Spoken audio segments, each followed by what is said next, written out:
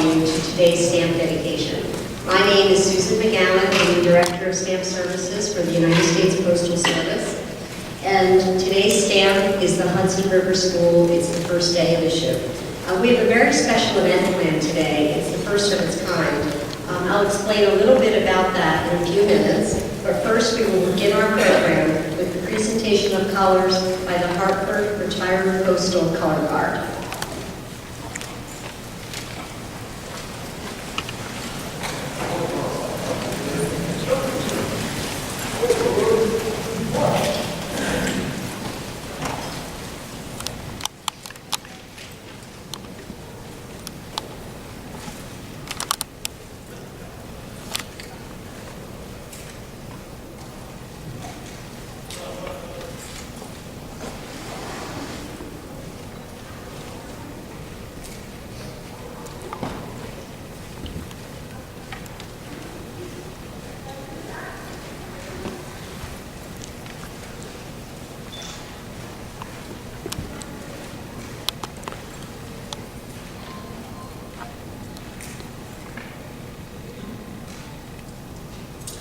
And now I'd like to ask Alicia Graves to come on stage, and she's going to join us and perform the national anthem.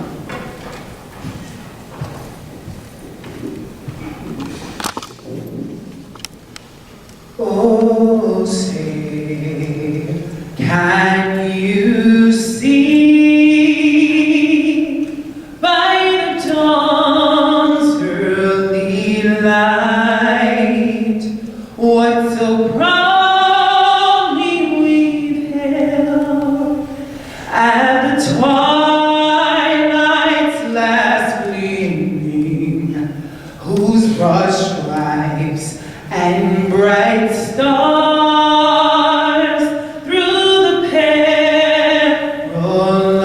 fight o'er the ramparts we watched were so gallantly streaming, and the rockets' red glare, the bombs bursting in air, gave proof through the night that our flag was still there.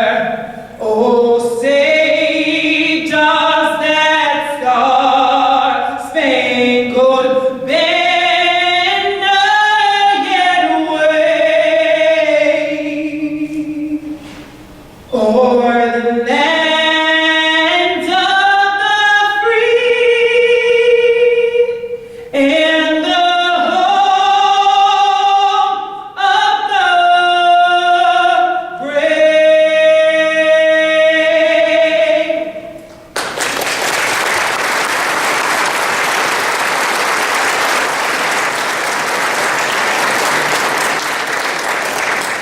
Thank you, Alicia. That was amazing.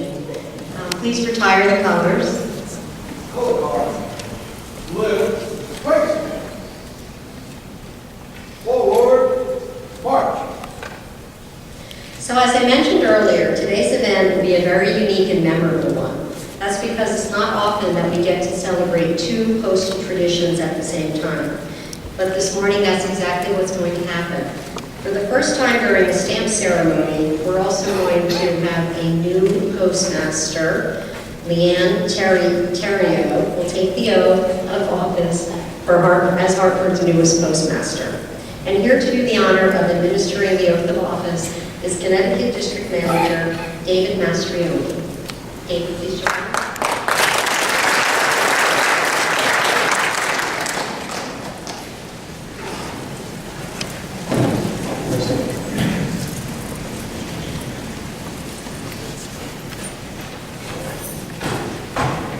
Good morning, everyone.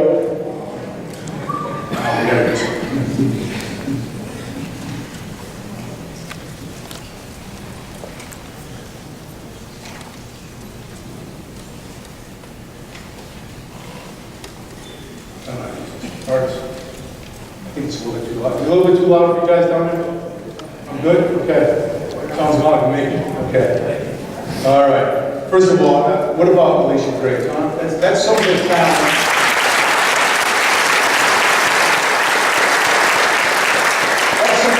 we have in the Hartford district.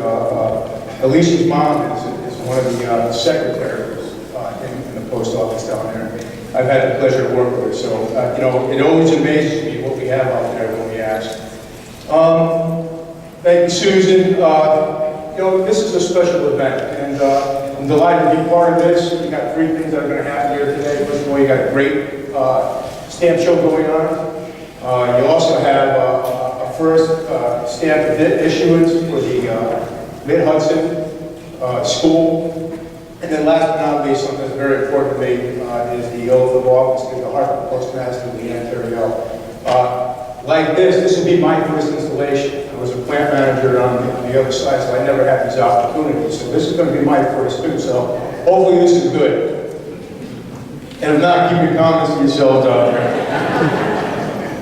All right, this is going to be, you know, as Susan said, this is a unique event going on. This is the first time that a postmaster has ever been sworn at a prestigious event like this. So we're going to make the best out of this.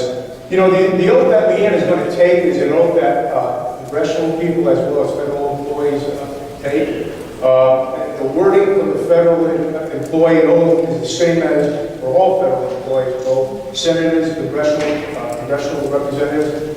The only one that doesn't follow the same format is the President of the United States, who follows his oath through the Constitution as it's laid out there.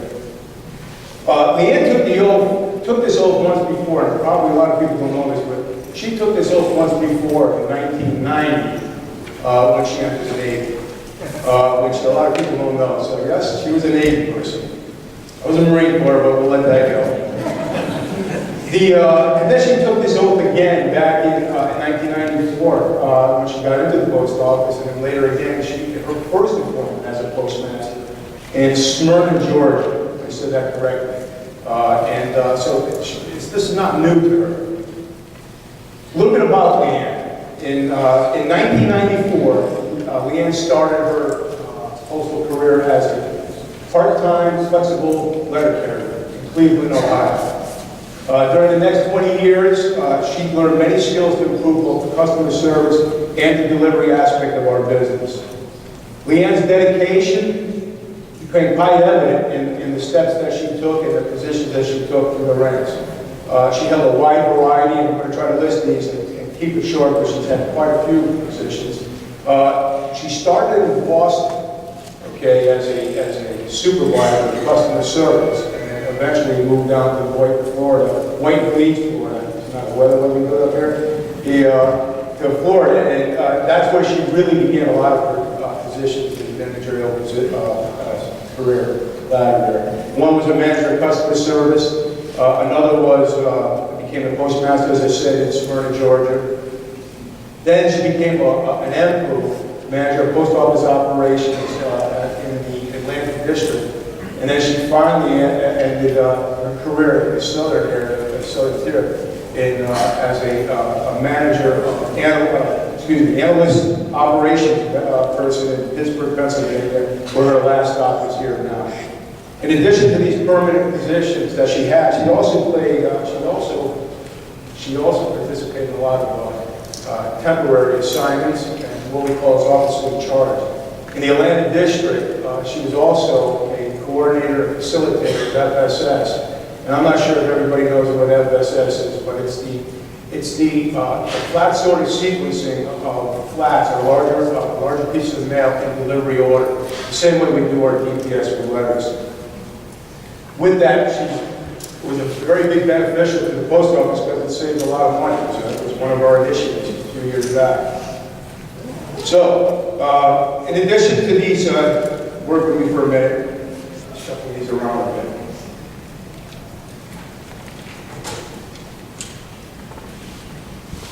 Maybe we bring Alicia back up here to sing as a commercial break for me.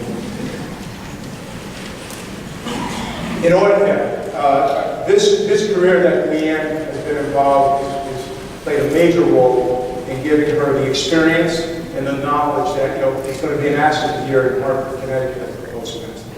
A little bit about Leanne's education. She holds a bachelor's degree in business management business management at Northwood University, and then she's also a graduate of our postal advanced leadership program. And currently, she's going to school right now to get two masters, one in business management, that one, and then the other one in project management. So at this time, I would like to ask Leanne and her family to join me here on the stage so that we may administer the oath of office to our postmaster, our 40th postmaster here in Hartford.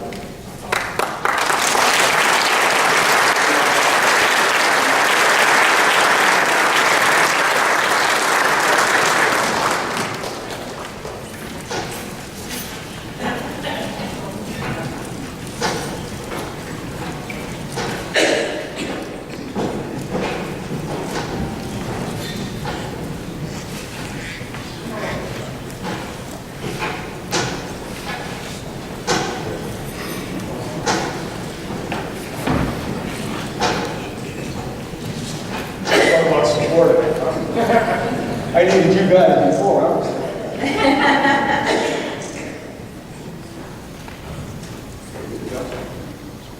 All right.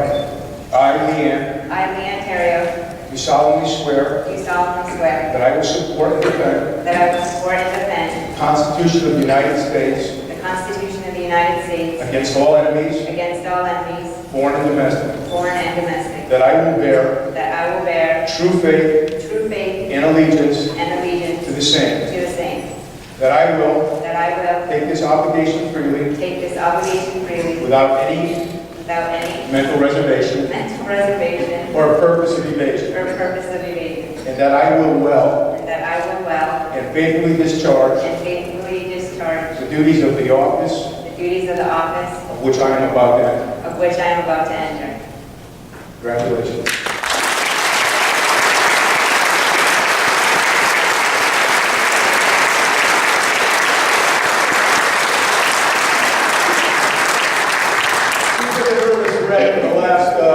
When we first got this notification back in December, so everything is going well. I'm going to turn this over now to Leanne for your comments and remarks.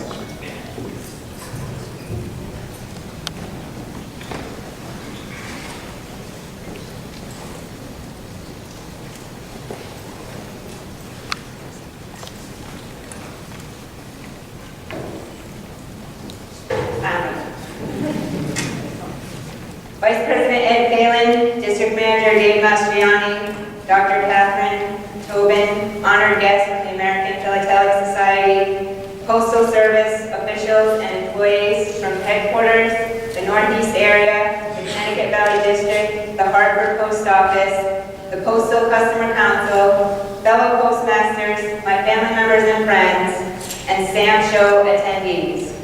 Good morning and welcome to Hartford. What an honor and humbling experience to take the oath of office at such a special American Philatelic Stamp Show event. I would like to talk to you a little bit before we get started about the reason I picked that Bible. It is my grandmother's, so it is symbolic to the family. However, inside the pages was this 10-cent stamp back when the first man walked on the moon. How fitting for this event in this venue. I would like to extend my gratitude to District Manager Dave Mastriani for allowing me this opportunity to serve as the Postmaster of Hartford. I would like to thank him also for his encouragement, his patience, and his support, and the assistance from his support staff at the district. As you know, in delivery and field operations, we depend on the support staff to provide us with resources and guidance to get us through each day, and Dave's staff is phenomenal with that. I'm also very grateful to my family members for being here today and their support throughout my 20-year Postal Service career. My parents, my grandparents, my uncle and aunt have been the pillar of my, very emotional. They have been the pillar of my strength, hard work, determination, and devotion to the organization. I'm especially pleased to be here in Hartford with a city of a long 400-year history, a diverse population of 125,000, and 135,000 postal deliveries. As Hartford's 40th postmaster, I succeed in appointments that date back to colonial America in 1775. Hartford is a city of challenges in the 21st century, and I will work to bring consistency in our efforts and improve our service every day, and to be responsive to the needs of Hartford citizens and the community. I was talking with my brother a week or two back, and when I say talking in today's technical society, that means texting slang. And he sent me a text, and he's a man of few words. Usually you have to think about what he says, mainly because I have no idea what he's trying to say. But he texted, "You get to go to work, or do you got to go to work?" And I thought that was very profound, because I truly feel and am grateful that I get to go to work in Hartford. And one of the main reasons is due to my staff and my postal team, many who are up here on the podium with me today. It is not just about me, although my family and staff will tell you differently. But I honestly couldn't do it without each and every one of them and their dedication and their talent. I'm happy to join all of you in the unveiling of the Hudson River School stamp, the 12th issuance in the American Treasure series. How fitting that here in Hartford, a city where centuries of history, we commemorate how the artists of the 19th century searched for the new ways to view the world and portray the land around them. Our first colonial Postmaster General, Benjamin Franklin, once said, "Tell me and I forget, teach me and I remember, involve me and I learn." So with that being said, I'm going to involve you with a little participation. I'm going to split you up into 4 groups. So 5 chairs over is group 1, 5 chairs to the end is group 2, 5 chairs over is group 3, and the other 5 chairs is group 4. I'm going to ask you to do 3 things. I'm going to ask you to go like this, I'm going to ask you to go like this, I'm going to ask you to go like this. I'm going to start with group 1, and when I move away from group 1, you keep doing what I asked you to do until I come back and tell you to do something else, and all the other groups do the same. This is called brain, by the way. Guess I should start with that. Group 1, group 2, group 3, group 4, group 1, group 2, group 3, group 4, group 1, group 2, group 3, group 4, group 1, group 2, group 3, group 4, group 1, group 2, group 3, and group 4. So, I don't know if it sounded like rain, but that's what it's supposed to sound like.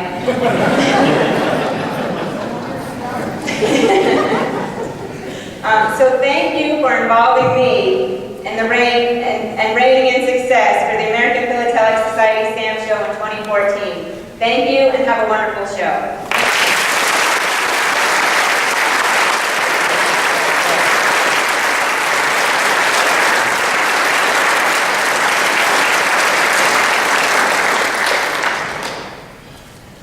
I don't know where to go with that.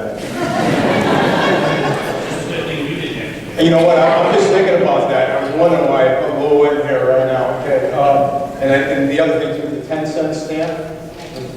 Yeah, you know what? I'm looking at eyes opening up in the back. I can see it from here. Boom. Okay. At this time, I would like to bring Susan back up. Thank you very much.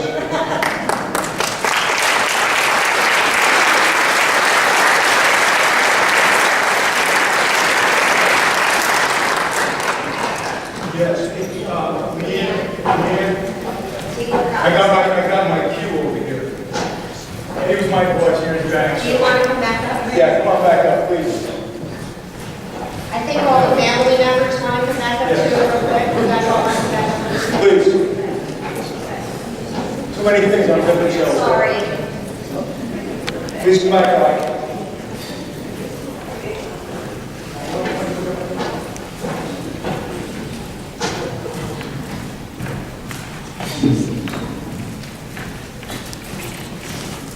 All right, this is a postmaster. This postmaster authorization and policy. This was from signed by Pat Donovan himself. I'd like to read to everybody.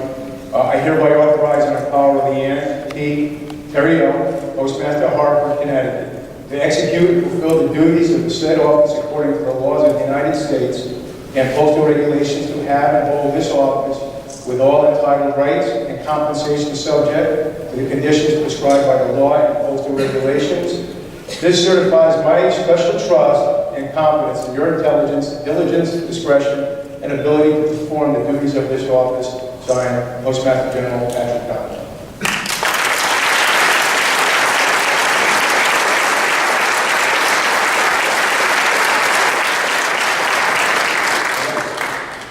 Okay, thank you. Susan, all yours now. Okay. You take this one. I think that's my So, congratulations, Leanne. That was very moving, and it was just a pleasure to be here and witness that. And thank you, David. So, just as the Hudson River School artists shared their vision of the American landscapes, we're sure that Leanne will do the same for the citizens of Hartford. So, now I'd like to introduce our program participants for the first day of issue. When I call your name, please join me up here on the stage. Ed Phelan, our Vice President, Delivery and Post Office Operations for the United States Postal Service. Alex Heyman, Chairman and Board of Vice Presidents at the American Philatelic Society. Catherine Tobin, oh, there you are, good. Catherine Tobin is a former governor of the U.S. Postal Service and a member of the Citizen Stamp Advisory Committee. Stephen Reinhardt, President of the American Philatelic Society. And Ken Martin, Executive Director of the American Philatelic Society.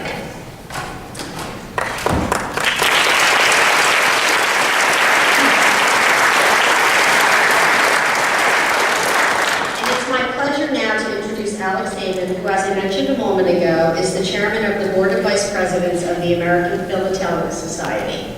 Prior to his current role, Mr. Heyman was a staff member at the Smithsonian National Postal Museum, where he worked on the development team for the museum's virtual website, built online exhibits, and participated in numerous web-based marketing activities. An avid stamp collector since the age of 7, Mr. Heyman has served in various roles in the philatelic community, including publicist for the U.S. Philatelic Classics Society and board director for the American Stamp Dealers Association. Ladies and gentlemen, please welcome Alex Heyman.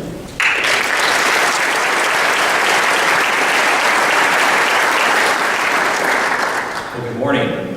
This is the first time I've had an opportunity, Postmaster Terrio, to participate in an event like this. And Hartford has a very special place in my heart. When I was last year, my first visit, 6 years ago, for APS StampShow 2008, I had just come from Detroit, Michigan, where was on a blind first date with a young woman named Sarah, and last year I married Sarah. So Hartford,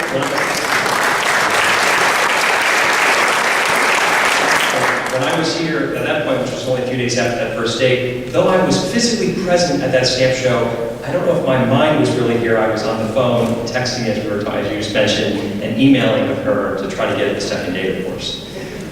So I have a story that I've never shared publicly, and it's for you as the just installed postmaster of Hartford. So I started collecting stamps when I was 7 years old, which was 21 years ago, and I was introduced by a teacher in a classroom. And I've told that story many times to do a geography lesson. She brought stamps from around the world in, and it was incredible to hold in my hands many different stamps from different countries and different continents weightlessly in one hand. Well, I got interested in the mail, of course, because it was a constant delivery source every single night into my parents' home as a way for me to get more stamps. I became fascinated by where mail came from and how it got there, and was reading kids-related books related to the mail and its delivery. And so I got the idea, well, I want to get mail sent from all over the United States. And so even though I don't look old enough where this was a fact, but when I was 8 years old, the internet wasn't ever present. So I went to the local library to look up the zip codes of every single state's capital city, so I could send a letter, handwritten, to every single state capital postmaster, of course including Hartford, Connecticut's. And so I sent off 50 different letters, all handwritten. I'm a stamp collector, I'm 8 years old. In, as you imagine, 8-year-old handwriting, I would love if you would return this self-addressed stamped envelope to me with a postmark, a nice postmark from your state capital.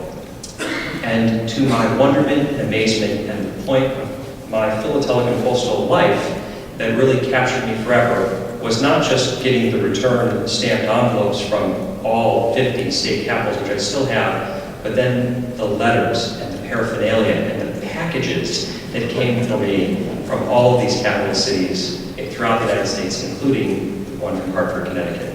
And I will always remember this incredible connection that we all have as Americans, and of course as stamp collectors, to this incredible organization, the United States Postal Service. And for me, it has been an incredible opportunity over these last 20 years, now at the USPS, to be here now, and to be here for this very special opportunity to install you as the Postmaster of Hartford, and to be one of the first to congratulate you in your new position at the ceremony. But just one little tip: if you happen to receive, during your tenure, a letter from a 7-year-old, an 8-year-old, in child's handwriting that says, "I'm a stamp collector, and I would love if you would just send me a postmarked envelope, self-addressed stamped envelope, or whatever it is, back to me so that I can put it in my collection." I hope that you will take a brief moment while you are busy managing the operations of this incredible organization here at Hartford to write back and simply say, "No problem, regards," with your signature. I'm so very honored to have had the opportunity to have been part of this ceremony, and to once again congratulate you, Postmaster Terrio, on your installation as Postmaster of Hartford.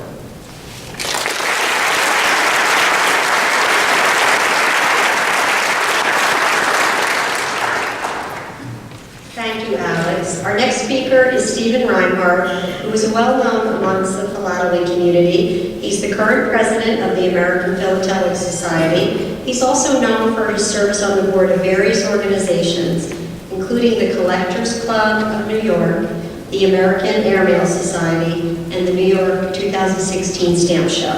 Stephen is also the past president of the Collectors Club of New York and the American Airmail Society. Ladies and gentlemen, please welcome Stephen Reinhardt.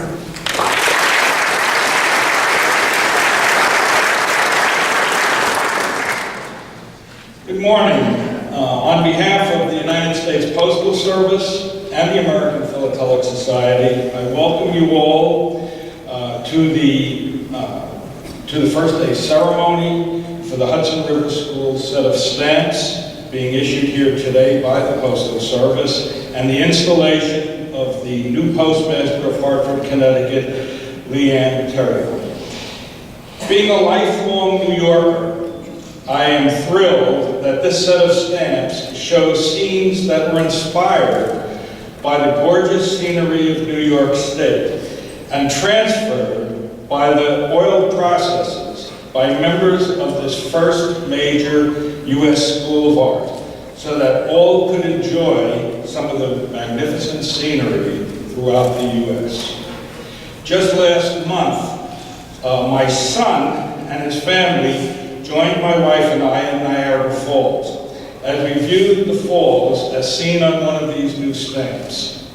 Thomas Cole's painting, as depicted on the stamp, brings back very pleasant memories of our few days at the falls. We are thrilled that the Postal Service chose APS StampShow to issue these stamps and show the beauty of our country. We hope that the Postal Service will continue with new issues that depict historical and geographic scenes of our country, as well as the more modern issues loved by our young people today. Through postage stamps, the rest of the world can view the wonders of America. Whether it is the national parks, the mountains, the seas, the cities, the towns, or the peoples of America, our stamps are a prime way for us to show the greatness of our country. This set of stamps shows not only the wonders of our country, but the culture of a society that produced such giants in the field of art. Thank you all for coming to our show and for joining us in the celebration and the installation of a lovely lady who will lead the Postal Service here in Hartford. Have a wonderful time this weekend at the show. Thank you.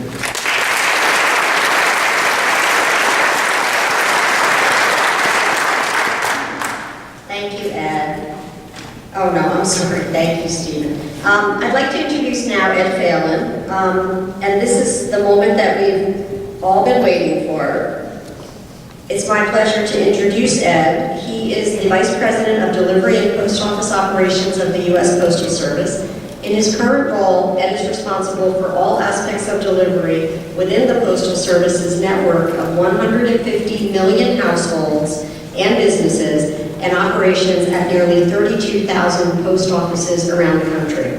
Since joining the Postal Service in 1979 as a distribution clerk, Ed has served in a variety of roles, including district manager for the City of Albany and the Connecticut Valley Districts, and as postmaster for Syracuse, New York. Ladies and gentlemen, please join me in welcoming Ed Phelan.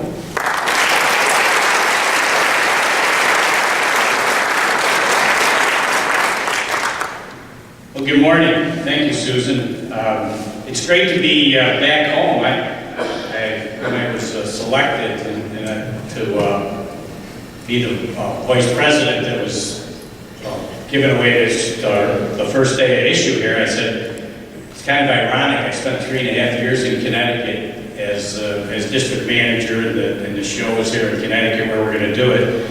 And my home is in upstate New York and in Syracuse. So I have the ties, but it's really great to be back here and be able to share this with everybody. And thank you for being here today. This is a great attendance. Leanne, congratulations. Dave, I failed miserably on my public speaking teaching with you. I don't know what I did. Peter, I thought after all this time I'd be able to keep him intact, but it's this is unique, and it really brings for us, for the people in the postal services, it's really it's something that we treasure. And I know when I was installed as postmaster of Syracuse, it has a lot of meaning. It's a big job, and to have your family with you and support, and it is. That was great, but I'm glad that the rain and the pitter patter, you had your staff up with you, because I see some of your staff, and I know they would have been able to keep in sync because they're with Dave. Well, my installation as postmaster of Syracuse was on a Sunday, and the reason I picked a Sunday was so that most of my employees that wanted to attend could attend, because it was the day we didn't deliver mail, and I had it at the Syracuse Chiefs minor league ballpark, the ceremony, throwing out the first pitch before the game, and having my installation there. And what was unique about that is trying to do the oath of office and then hearing what you said in the background, because it's the delay in a stadium, and it was so I probably sounded like Dave on that day. So. But as one of the nation's oldest public institutions, the Postal Service first began issuing stamps more than 150 years ago. And for years we've celebrated the power of stamps and America's artists. The Hudson River school stamps are part of the American Treasure stamps. We have issued new American Treasure stamps every year since 2001, and they showcase an array of American, the beauty and the fine arts and crafts, ranging from Amish quilts to Tiffany stained glass to iconic paintings like the ones you'll see in a few minutes. And today we feature details of paintings from 4 renowned Hudson River school artists. They were part of a loosely knit community of landscape painters that is considered by many to be the first truly American artistic movement. Inspired by stunning natural landscapes in my home state of New York, these painters flourished from the mid-1830s to the 1870s. They used the outdoors as their studio, so they could freely enter, study, and interpret nature. So their majestic renderings were influenced by European Romanticism. They place their easels primarily in the Hudson River Valley, the Catskill Mountains, and the Adirondack Mountains. And they were all perfect settings to capture the drama of light and shadow, of sunrise and storm. Their landscapes define the essence of American values, strength, independence, and nationalism. It's a legacy that we honor today, knowing it will be appreciated for generations to come. The artists we honor today were uniquely able to convey on canvas the discovery and exploration of the American landscape. These four artists are Thomas Moran, Asher B. Durand, Frederick Edwin Church, and Thomas Cole. Thomas Moran's featured work is the Grand Canyon, from the collection of the Nelson Atkins Museum of Art in Kansas City, Missouri. Moran traveled throughout the American West painting what he called idealized landscapes. His paintings of the Yellowstone were highly influential in the movement to establish Yellowstone as America's first national park in 1872. Asher B. Durand is represented here by Summer Afternoon, now in the collection of the Metropolitan Museum of Art in New York City. Durand painted the Catskills and the Hudson River Valley in vivid detail. He believed that American artists should work directly from nature rather than look to Europe for inspiration. He focused on the unique and infinite potential of our country, including what he called the lone and tranquil lakes, unshorn mountains, and ocean prairies of the West. All were areas he deemed as being spared from the pollution of civilization. Frederick Edwin Church is represented by his painting Sunset from the collection of the Munson Williams Proctor Arts Institute in Utica, New York, real close to my hometown in Syracuse.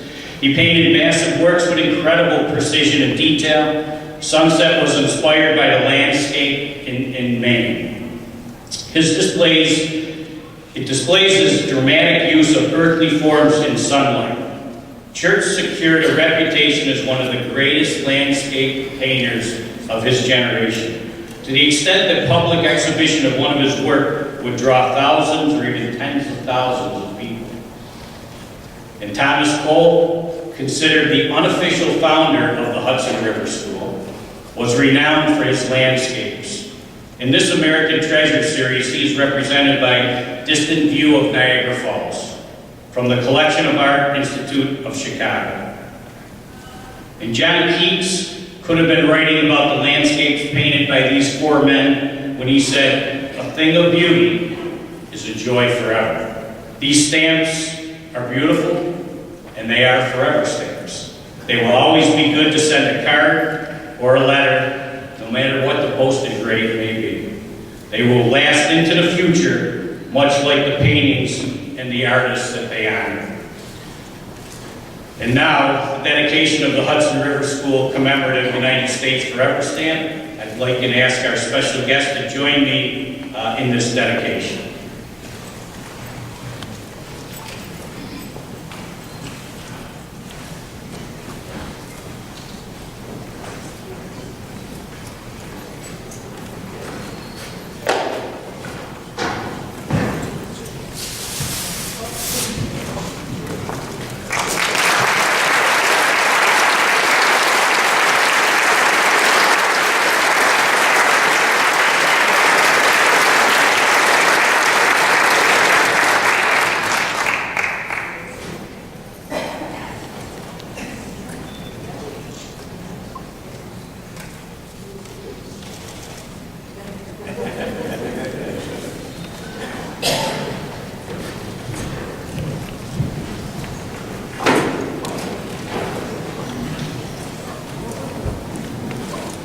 All agree these stamps are absolutely beautiful. I know I'm going to buy a few sheets and keep them for many years. They're truly lovely.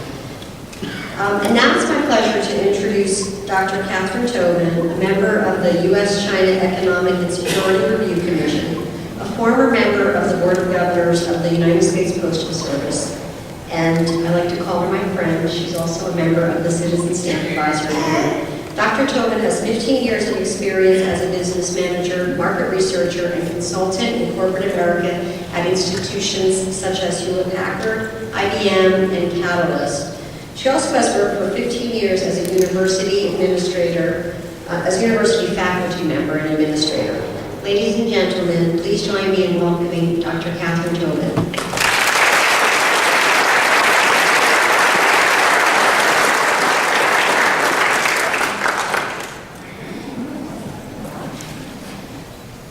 Thank you, Susan, and good morning, everyone. How do you like the stamps?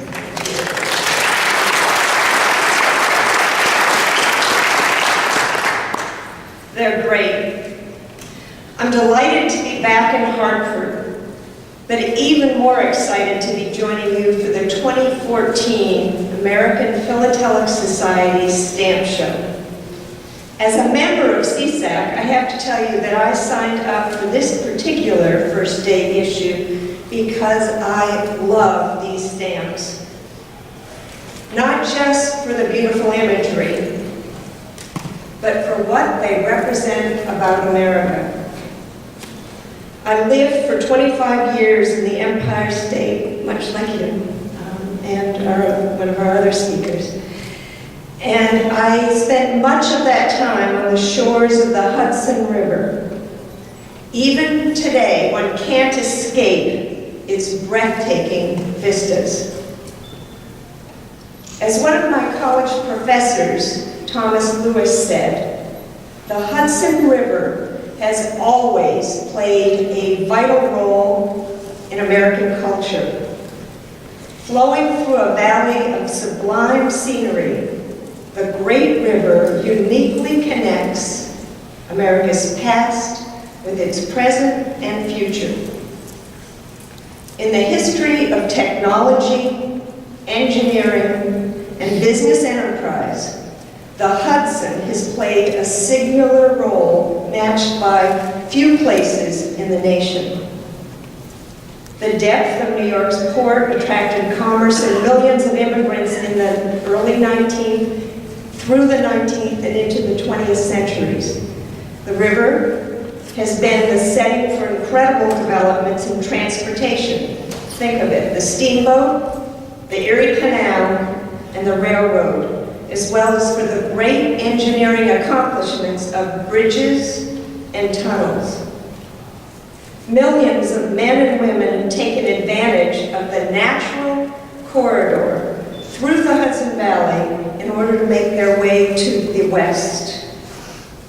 This mighty river inspired the imaginations of Thomas Cole, Asher Durand, Frederick Edwin Church, and Thomas Moran.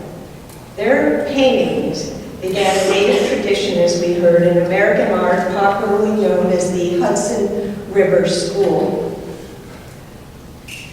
If you think about it, part of the process of America becoming a nation was developing its own form of democracy.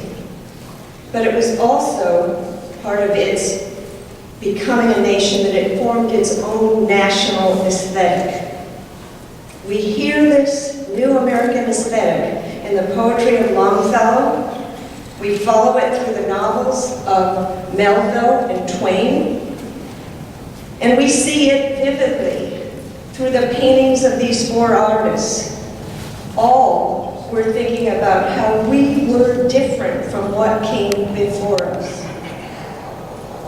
It's evident when you look closely at these paintings that they are not neat pastoral pictures of the English countryside, nor are they artworks in the traditional French Romantic style of painting, in my opinion. Instead, through the Hudson River School painters, we have the first efforts to visually describe who Americans are and where we live. Cole, Durand, Church, and Moran painted our country, our young country's most spectacular and undeveloped areas. The new Garden of Eden, if you will. Art historians like Thomas Hampson tell us that their art was a visual embodiment of the ideals of the transcendentalists such as Emerson, Thoreau, and Whitman. They believed that nature was the best source of wisdom and fulfillment. For these artists, painting was the means through which the universal mind could reach the mind of mankind. Ultimately then, art was an agent of moral and spiritual transformation. So through the Hudson River School, the United States gained its first school of art. Over 170 years ago, they brought us a new art for a new land. What does it look like? First, as was noted earlier, there are truly grand scenic vistas. Long before Teddy Roosevelt and the creation of our national park system, these artists were challenging fellow Americans to enjoy the beauty of America. They felt the Hudson River was America's mother river. Second, in their work, humans are an insignificant, sometimes even a non-existent part of the picture. Let me note, too, that some of their paintings included Native Americans. Third, they experimented with the effects of light on water and sky. In some, they created a national mythology, and today, in 2014, by using these stamps, all of us can continue to enjoy that early American view of our great country. If there's one thing about stamp collectors that I know, it's that after the stamps are unveiled, the next important thing, the next important activity is for everyone to quickly form a line and have one's program signed, right? So I'll close by saying thank you for coming out today, and see you in the line after we conclude our program. I hope you'll enjoy the United States Postal Service's newest release, focusing on these truly American treasures. Thank you.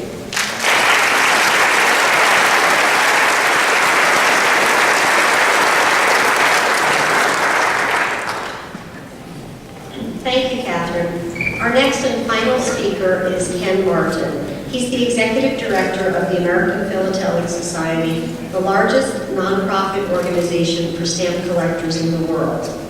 Introduced to stamp collecting in the 5th grade, when two friends brought their collections to school, Ken has been a collector ever since.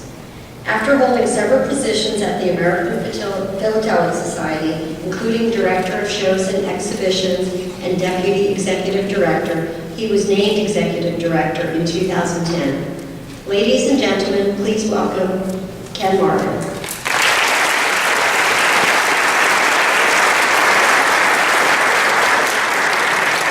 Thanks, Susan. Some great stamps, and actually very appropriate for them to be issued at this time. I'm not sure how many people realize, but August is actually Art Appreciation Month.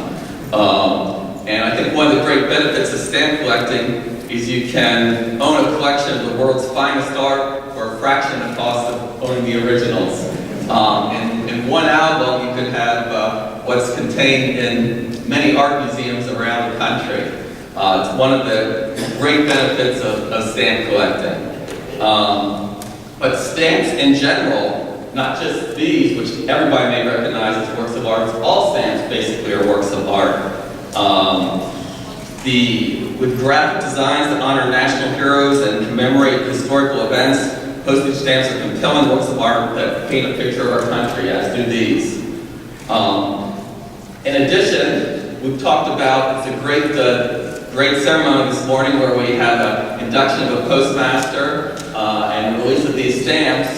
There's also another stamp that's being released today. We don't have a picture of it up on the stage, but there's a reprint of the poinsettia stamp that was issued last October, dedicated by Susan McGowan, I think, at the American Stamp Dealers Association show in New York. And that's also available for sale downstairs with a special cancellation. The art in stamp collecting extends beyond the stamps.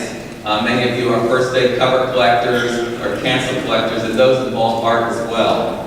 Another connection to the art, I know the postmaster, the new postmaster of Hartford talked about the 10-cent first band the moon stamp. When she sat down and happened to be sitting next to me, I said, "You didn't realize the son of the designer of that stamp is on the show floor downstairs today." That stamp was designed by Paul Calley, I believe, who was a Connecticut native, and his son Chris, who's also designed, I don't know, 20 or 30 U.S. postage stamps and stamps from other countries as well, is downstairs on the show floor. Probably be found at the APS booth if you'd like to meet him. But I know you're anxious to get those signatures and to get back and to purchase the stamps from the U.S. Post Office. So let me just conclude by saying Stamp Collecting provides an affordable and enjoyable way to collect art, and we thank the Postal Service for its diverse offering of artwork for us. Postage stamps provides with relaxation, challenge, friendship, sometimes maybe even profit. I hope that you can all be successful and add to your art collection of postage stamps at StampShow 24. Thanks very much for coming today.